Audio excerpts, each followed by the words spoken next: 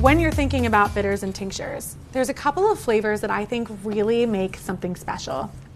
This guy here is black peppercorns. Now, you can buy black peppercorns at pretty much any place that sells spices, your local grocery store, the corner store. They're really common. And what you can do is you can place them inside of a decanter and you can pour that Everclear over. Now, because bitters have to have that bitter flavor to it, luckily for you, black peppercorns already incorporate that as the alcohol macerates with the black peppercorns. Maceration is just a fun and very fancy term for soaking something in a solvent. So we've got these guys here. Now this is gonna stay for about 3 weeks. And then once you've got it out, it's got a great flavor. I always tell people, instead of trying bitters and tinctures the normal way in a glass, what you can do is just drop them off the back of your hand here and taste them right off the back of your hand.